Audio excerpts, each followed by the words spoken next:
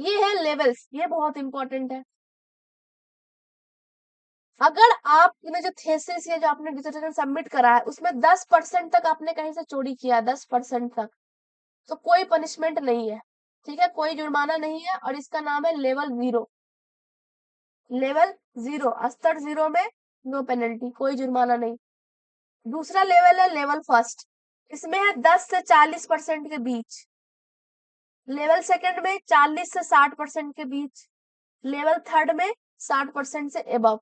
देखो क्या होता है, जो आप डॉक्यूमेंट्स लिखते हो ना, फिर आप जो अभी मैंने आपको टूल्स बताए, आप उस टूल पर अपने डॉक्यूमेंट्स को अपलोड करोगे, वो टाइम लेके पूरा एनालाइज करेगा कि क्या क्या गड़बड़ है क्या नहीं। फिर वो रिपोर्ट प्रेजेंट करेगा कि 10% सिमिलैरिटी है, कि 40%, कि 60% या उससे अधिक। तो उस टूल के अनुसार रिपोर्ट आएगा। फिर अगर आपने चोरी करी है, आपकी साहित्यिक चोरी है, तो फिर आपको पूरा प्रोसेस के थ्रू DAIP IAIP के थ्रू जाना पड़ेगा। फिर आपका बाद में जो भी पनिशमेंट है उस हिसाब से मिलेगा। जैसे कि पनिशमेंट के लेवल क्या क्या है देखो, अगर आप स्तर 0 पे है तो कोई पनिशमेंट नहीं, लेकिन आपने पहले स्तर की चोरी कर दी, मतलब 10 से 40% के बीच आपने साहित्यिक चोरी की है, तो आप आपसे क्या बोलेगा कि आपके जो मैन्युस्क्रिप्ट है, जो पांडुलिपि है, उसको आप वापस लीजिए, फिर से उसको आप मॉडिफाई करके फिर से आइए। स्तर 2 है 40% से 60% के बीच में। इसमें क्या होगा, आपको बोला जाएगा कि अपनी पांडुलिपि वापस लीजिए। फिर जो सुपरवाइजर है उनको 1 साल का एनुअल इंक्रीमेंट रोक दिया जाएगा, और उनको ये भी नहीं, और जो सुपरवाइजर है उनको अलाउ नहीं किया जाएगा 2 साल तक के लिए कि वो किसी भी स्कॉलर को सुपरवाइज कर सकते हैं, ठीक है। लेवल 3 कब है, 60% से एबव।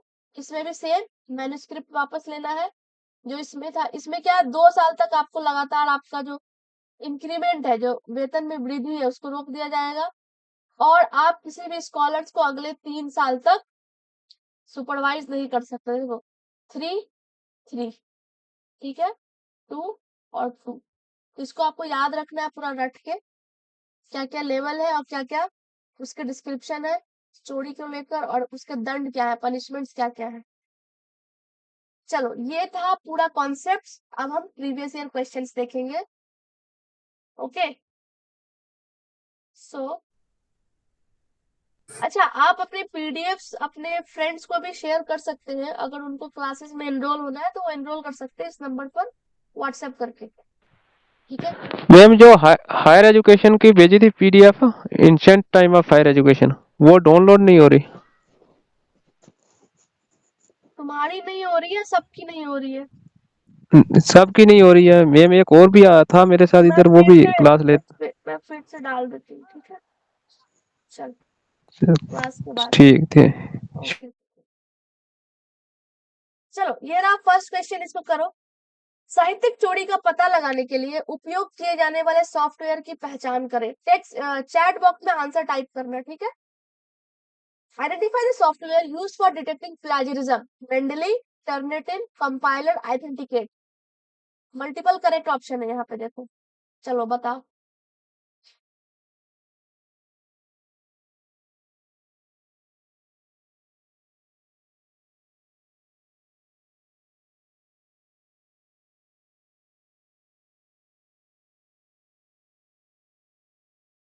क्या होगा इसका आंसर? कौन कौन से इसमें साहित्यिक चोरी का पता लगाने वाले सॉफ्टवेयर है? Mendeley, Turnitin, compiler, authenticate. अभी मैंने आपको बताया था सर्कल करके कि पीवाईक्यू में कौन कौन से पूछे गए हैं। फोर्थ, ओके, तान्या ने फोर्थ बोला है, गुलाम मुस्तफा ने फोर्थ बोला है, करेक्ट आंसर फोर्थ ही है। ओके, टर्निटिन और ऑथेंटिकेट ये दोनों के दोनों प्लेजरिज्म डिटेक्ट करने वाले सॉफ्टवेयर है।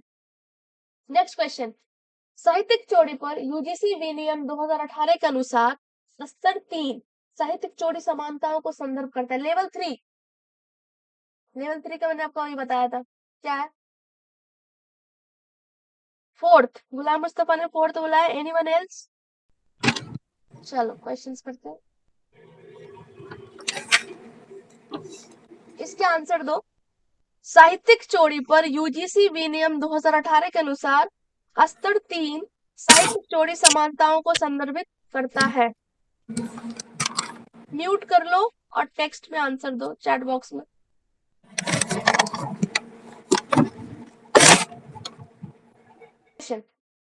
साहित्यिक कथन फर्स्ट, साहित्यिक चोरी को रोकथाम पर यूजीसी विनियम 2018 के अनुसार एक छात्र को थीसिस जमा करते समय एक वचन देना आवश्यक है जिसमें कहा गया है कि दस्तावेज उसका मूल कार्य है जो किसी भी साहित्यिक चोरी से मुक्त है।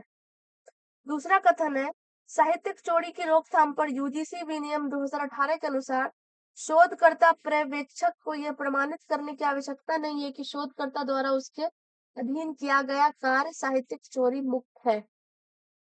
According to UGC Regulation 2018 on prevention of plagiarism, a student is required to give an undertaking while submitting a thesis, stating that the document is his or her original work, which is free from any plagiarism.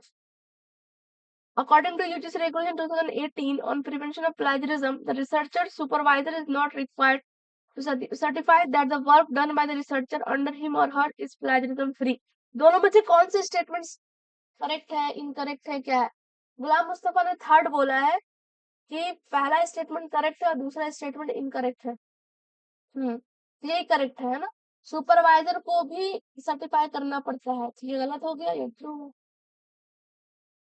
Next question, अकादमिक अखंडता को बढ़ावा देने पर UGC विनियमन 2018 के अनुसार संस्थागत शैक्षणिक अखंडता पैनल में शामिल होंगे। कितने लोग शामिल होंगे इंस्टीट्यूशनल एकेडमिक इंटीग्रिटी पैनल में? IAIP में मैंने अभी आपको बताया है। इसमें कितने सदस्य होंगे?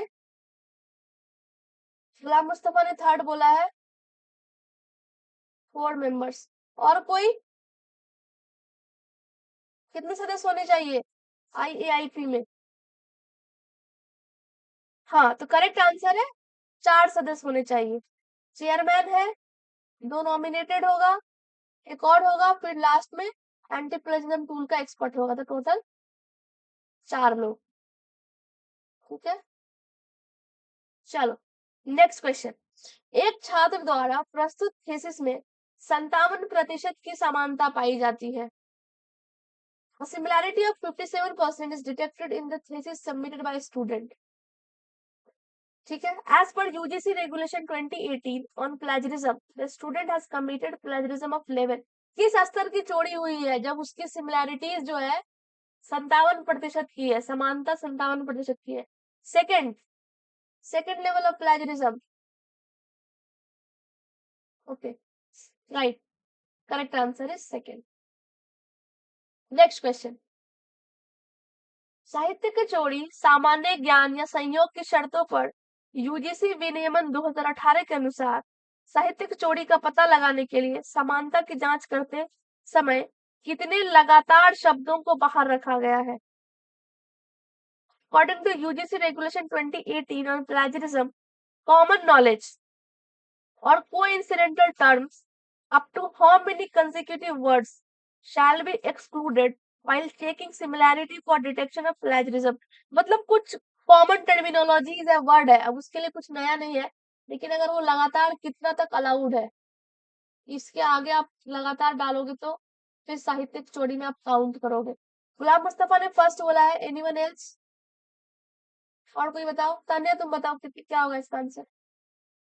टेक्स्ट करो चैट में।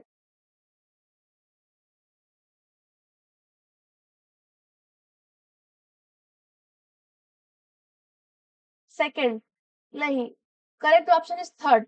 अप टू 14 वर्ड्स आप लगातार लिख सकते हो, वो प्लेजरिज्म के अंदर नहीं आता है। जैसे ही आप 15th होगा वो वर्ड, तो आप साहित्य की चोरी के अंदर आ जाओगे। नेक्स्ट क्वेश्चन है, साहित्य की चोरी के लिए यूजीसी विनियमन समानता सूचकांक के 10% की अनुमति देता है। निर्देशों के माध्यम के रूप में मातृभाषा पर जोर पहली बार NEP 2020 द्वारा सुझाया गया था। ये देखो मिक्स क्वेश्चन है, नेशनल एजुकेशन पॉलिसी और प्लेजरिज्म के मिक्स है। RTI 2009 द्वारा ऑपरेशन ब्लैक बोर्ड की सिफारिश की गई थी, मैंने आपको ये पढ़ा रखा है। NEP 2020 में 10+2+3 के बजाय 5+3+3+4 शिक्षा प्रणाली का सुझाव दिया गया है ना? बताओ इसमें से कौन करेक्ट ऑप्शन है? फर्स्ट है UGC regulation for plagiarism allowed 10% of similarity index. Second है the emphasis on mother tongue as medium of instruction was first suggested by NEP 2020. Third, Operation Blackboard was recommended by RTE 2009. Fourth, the NEP 2020 suggests 5+3+3+4 education system instead of 10+2+3. Ghulam Mustafa ने B बोला है, इनके हिसाब से first और fourth option correct है।